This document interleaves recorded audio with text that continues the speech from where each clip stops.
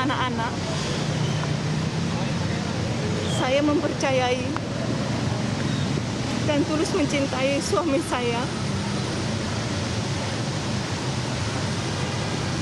Saya mohon doa agar kami sekeluarga dapat menjalani masa yang sulit ini.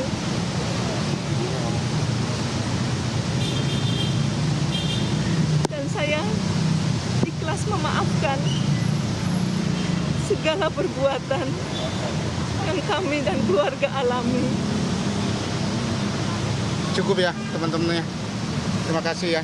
Mohon maaf ya. Oke, kita akan langsung bahas hal ini. Sudah ada 2 orang narasumber yang sudah bergabung bersama kami melalui sambungan Zoom. Saya akan sapa terlebih dahulu, ada Ketua LPSK Pak Hasto Atmojo Sutoyo dan juga ada Bang Martin Lukas Simanjuntak, pengacara keluarga Brigadir Yosua. Selamat pagi semuanya, merdeka? Merdeka. Selamat pagi, merdeka.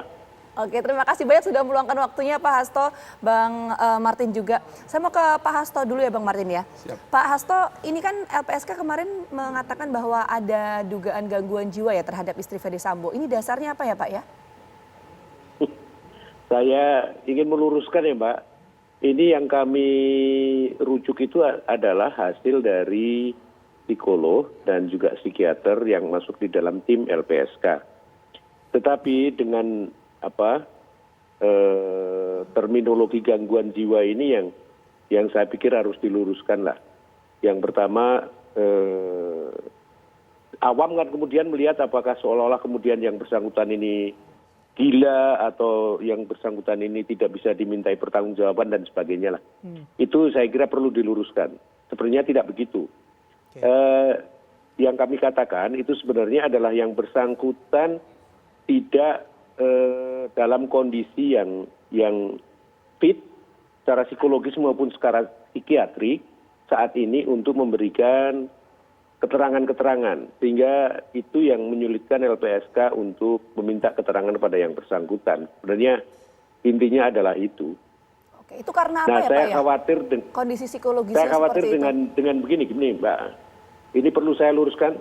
Soalnya terminologi gangguan jiwa ini kemudian bisa berakibat reviktimisasi terhadap yang bersangkutan. Ini yang saya kira patut dihindarkan. Oke, itu tadi penjelasan dari Pak Hasto. Jadi kalau untuk kondisi psikologis yang tadi kurang baik dan lain sebagainya itu karena apa ya Pak ya? Kalau hasil penelusuran dari Nah, LPSK. justru ini yang kami cari, tetapi kan tidak ada keterangan apapun dari yang bersangkutan. Jadi kami sulit untuk bisa menemukan sebab-sebab yang bersangkutan ini mengalami situasi psikologis, depresi maupun trauma yang saat ini mempengaruhi kemampuan yang bersangkutan untuk memberikan keterangan-keterangan. Oke, Pak Hasto begini, kalau misalnya tadi Pak Hasto menyebutkan itu kan hasil atau kesimpulan dari tim psikologi dan juga psikiaternya LPSK gitu, bahwa menyimpulkan Ibu PC ini tidak dalam kondisi yang prima untuk memberikan keterangan gitu. Sementara kan selama ini Ibu PC sendiri belum pernah bisa dimintai keterangan oleh LPSK. Lalu kemudian dari hasil kesimpulan itu datangnya dari mana, Pak Hasto? Ini kesimpulan dari psikolog maupun psikiatris yang ada di dalam tim LPSK. Oke. Artinya pernah menjalani asesmen atau asistensi dan lain sebagainya? Beberapa dalam pertemuan yang terakhir kan tim psikolog dan psikiatri ini mengajukan beberapa pertanyaan. Ada metodenya lah ya, saya kira psikolog dan psikiatri ini entah proper entah tidak, tetapi ya itulah yang dicapai oleh tim ini, tim psikolog dan tim psikiatrik ini. Tapi saya kira masa ya kan mereka juga lama bersekolah dan menekuni bidang tersebut, dan tentu saja ya kami anggap kesimpulan yang mereka ambil ini memadai. Oke. Nah, yang menjadi ramai kan ketika ada narasi soal gangguan jiwa itu ya Pak Hasto. Makanya kami coba klarifikasi juga pagi hari ini. Tadi Pak Hasto sudah menjelaskan bahwa sebenarnya tidak dalam kondisi gangguan jiwa. Seperti itu ya Pak Hasto ya? Iya. Oke, baik. Bang Martin. Ya. Nah, Bang Martin juga sudah mengikuti pemberitaan, sudah mendengarkan langsung statement dari Pak Hasto. Kalau dari kondisi atau dari tanggapan dari pengacara Brigadir Joshua sendiri bagaimana? Yang tadinya ramai dinarasikan soal gangguan jiwa, hari ini pagi ini sudah terbantahkan begitu oleh LPSK. Ya. Yang pertama, Mas Bayu dan Mbak Gina, kami khususnya saya ya dan keluarga di rumah, setiap hari dalam doa kami selalu mendoakan orang-orang yang sudah terlibat dalam kasus ini. Apa isi doanya? Yang pertama, agar mereka segera bertobat. Yang kedua, agar mereka segera mengakui kesalahannya dan mau tidak mengulanginya lagi. Yang ketiga, agar mereka bisa membicarakan ataupun memberikan keterangan yang sejujur-jujurnya tanpa ada lagi rekayasa. Oke. Nah, terkait mengenai gangguan jiwa, memang disinformasi ini akibatnya bisa prematur. Kenapa saya bilang prematur? Ya, terima kasih Pak Hasto sudah memberikan klarifikasi agar menjawab kesimpang siuran. Karena implikasi dari gangguan jiwa itu adalah pasal 44 KUHP, alasan pemaaf. Orang gila tidak dapat dipidana.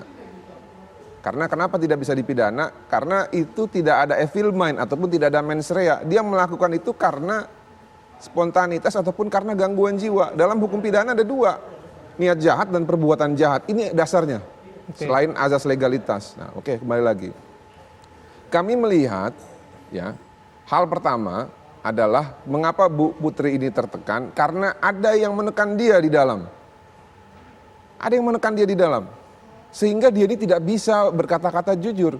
Ketika seseorang sudah berkata-kata jujur, sudah mencurahkan isi hatinya, seperti yang kata Mama Dede, curhat dong Mak, gitu kan, dia akan plong. Ini masalahnya dia menanggung beban yang segitu berat, ditahan sendiri, dia tidak bisa menjelaskan itu dan tidak bisa melepas beban itu, sampai akhirnya di stres dan depresi. Tanggung jawab siapa ini? Tanggung jawab orang yang ada di sekitarnya. Anda Salah bisa menilai satunya, seperti itu dari mana dasarnya, Bang? Oh, pasti dong. Sebagai contoh aja, keluarga korban, mereka plong mencurahkan isi hatinya, teriak-teriak, buka peti jenazah. Ini tidak ada yang tidak beres. Mereka menggunakan jasa kita, mereka manggil kita. Kita tampung semua, kita buat laporan, akhirnya ada hasilnya. Plong kan mereka semua sekarang. Satu-satunya sekarang yang mengganjal terhadap keluarga korban adalah meminta keadilan dan meminta rehabilitasi nama baik dari almarhum dan keluarga. Nah, kenapa saya bilang kuasa hukum ini gagal memberikan nasihat hukum yang baik? Karena selain berdoa dan juga berharap atas kesadaran para pihak, kami juga memberikan alternatif kepada Bu PC supaya jangan terjerat pidana, meminta maaf, keluar ke publik dengan tulus hati dan mau mengkoreksi perbuatannya. Faktanya apa? Sampai dengan lusa lalu, Senin tanggal 24.00 WIB, tidak ada permintaan maaf itu. Makanya saya bilang kuasa hukumnya gagal. Kenapa gagal? Karena seharusnya kuasa hukum itu tugasnya adalah meringankan sesuai dengan hak hukum klien. Ini ada alternatif supaya kliennya tidak terjerat pidana tapi tidak diberikan nasihat hukum yang baik. Makanya kami anggap mereka gagal total. Belum ada permintaan maaf, belum ada keterangan apapun, dan kita juga tadi sama-sama mendengar dari LPSK belum ada keterangan yang bisa diberikan pada LPSK sampai saat ini. Tapi bagaimana kok posisi Ibu Putri ini, Bu PC ini dalam kacamata klien Anda atau dalam kacamata Anda dan juga tim dalam kasus ini ya? Kita bahasnya nanti. Kita harus jeda terlebih dahulu. Oke, Apa Kabar Indonesia akan kembali sesaat lagi. Ya, kembali di Apa Kabar Indonesia Pagi, kita lanjutkan kembali perbincangan pagi hari ini. Saya langsung ke Bang Lukas. Bang, rupanya Ibu PC ini kan sulit untuk memberikan keterangan. Nah, posisinya dalam konstruksi kasus ini bagaimana? Gimana kemudian Anda dan tim juga bisa mencari keadilan bagi klien Anda dalam kondisi seperti ini? Yang pasti yang pertama kali yang bisa kita lakukan adalah, ya, tadi selain meminta agar Bu Putri meminta maaf, saya paham memang kenapa Bu Putri tidak menjelaskan atau memberikan keterangan kepada LPSK. Yang pertama adalah karena seperti sudah tidak ada manfaatnya lagi.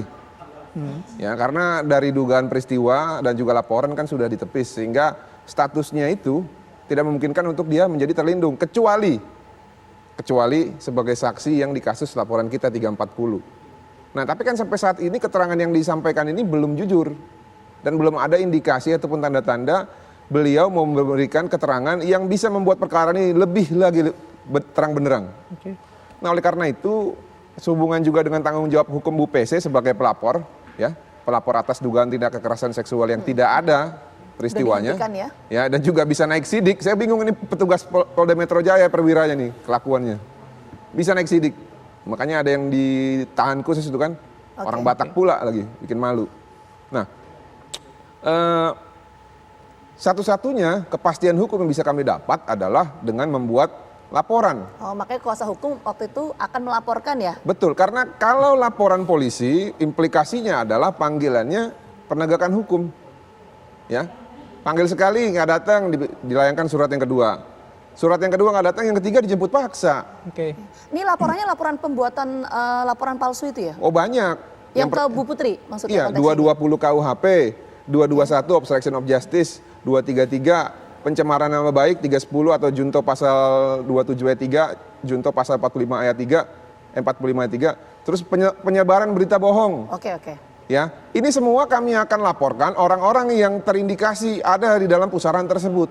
Kenapa tujuannya? Tujuannya adalah agar jika bukan itu rekayasa dari Bu Putri, orang yang mempengaruhi Bu Putri untuk melakukan tindakan tersebut harus bertanggung jawab. Oke. Termaksud siapa? Termaksud ya para kuasa hukum kalau memang mereka terbukti. Oke, kita tangkap poinnya. Jadi artinya akan ada pelaporan yang diajukan oleh tim kuasa hukum dari Brigadir Yosua terhadap Putri Chandrawati. Seluruh yang ada di ini lingkaran, ya? seluruh Oke. lingkaran. Saya mau ke Pak Hasto dulu. Pak Hasto, kalau memang tadi Pak Hasto mengatakan bahwa selama ini sulit sekali meminta keterangan dari Bu Putri, apakah kemudian ini menjadi alasan kenapa kemudian LPSK ini menolak permohonan perlindungan yang sebelumnya sempat diajukan oleh Putri Chandrawati?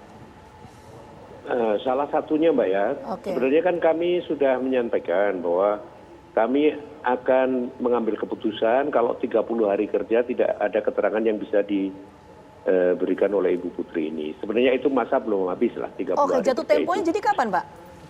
Masa itu akan habis?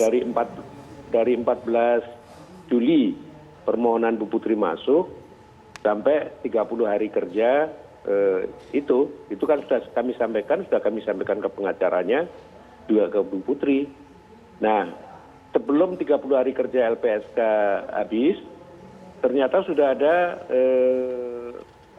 fakta bahwa kepolisian menghentikan perkara karena yang bersangkutan dianggap tidak memberikan laporan tentang suatu peristiwa yang sebenarnya.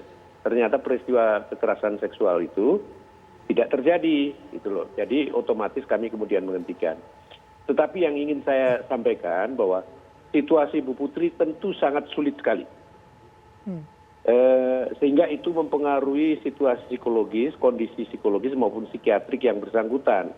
Oleh karena itu kami merekomendasikan kepada Kapolri untuk memerintahkan Pusdokes memberikan dukungan kepada yang bersangkutan ini. Mengapa itu diperlukan? Bukan untuk menggali kebenaran saja, tetapi untuk menguatkan Ibu Putri agar bisa memberikan keterangan di dalam proses yang akan dilaluinya ke depan. Itu yang kami sampaikan. Jadi terminologi gangguan jiwa ini berlebihan juga ini media ini. Jadi menurut saya ini yang kemudian menimbulkan salah penafsiran dari masyarakat. Dan itu saya kira perlu diluruskan. Dan kalaupun Bu Putri ini bersalah secara hukum pun, itu kan hukum menempatkan yang bersangkutan ini dalam kondisi presumption of innocence. Jadi ya jangan dihakimin dulu lah. Oke, baik Pak Hasto, terima kasih atas waktunya. Bang Martin juga terima kasih. Nanti kalau ada waktu lagi kita akan berdiskusi lebih panjang lagi ya. Sekali lagi terima kasih, selamat beraktivitas. Salam sehat semuanya.